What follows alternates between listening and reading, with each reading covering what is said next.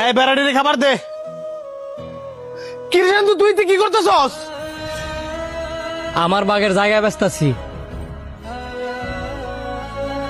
জায়গা বেচতেছস? কি কারণে? কি লেগে জায়গা ব্যস্তাছি তোমার কি নতুন করে কওয়া লাগবো?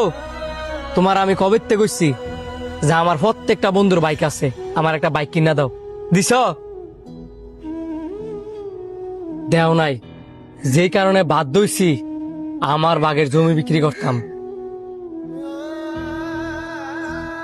আমি তো তোর ভালোর জন্যই বাইক কিনে দিই না। দেখ ভাই, তুই বুঝার চেষ্টা কর, তুই জমিটা বিক্রি করিস না। আপনার ভাইয়ের বাগের জমি আপনার ভাই বিক্রি করতেছে, আপনি বাধা দিতেছেন কেন? আর আপনাদের তো জমির অভাব নাই, এক ডিসিম বেচলে তেমন কোনো ক্ষতি হবে না। আপনি আজারা কথা কেন না, দুই ভাইয়ের মাঝখানে ঢুকিয়া ফেসলা গেন না, হেবি যান বাইরে। তুই বুঝার চেষ্টা কর, তুই আমার একটা মাত্র ভাই। বাপের জমি বেচা বাইকটা কিনিস না, আমি তোর বালা চাই। তুই আমার বালা চাস না, তুই হইছিস একটা নিমসা শয়তান।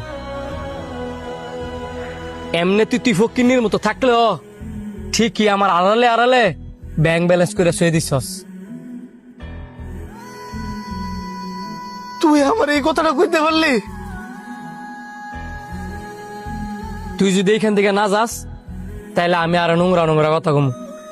ঠিক আছে, তোর জমি বেচার দরকার নাই, তুই আমার 2টা দিন সময় দে, আমি গোয়ালেতে 2টা হাড় করে বেচা তোর বাইক কিনে টিয়া দিতেছি। এটা আগে কইলেই তো আমি নেওয়া লাগে না। 2 দিন টাইম নিছেন, 2 দিনের ভিতরে যাতে টিয়া আমি হাতে পাই, আর নয়তো আমি জমি বিক্রি করে দিব।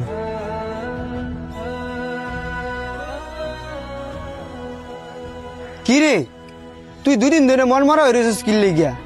নতুন বাইক কিনলি, কই বন্ধু বান্ধব ট্যুর দিমু, তা না বন্ধু বান্ধব ফোন দিলে উল্টা ফোন কাটিয়া দেস। তুই থাক, আমি বাড়িতে গেলাম, কোনো কিছু ভালো লাগতেছে না।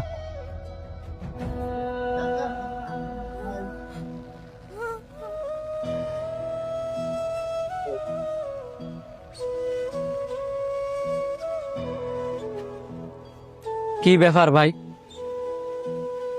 বাইকটা কেনার পরের থেকে তুমি আমার সাথে ঠিক মতো কথা কও না,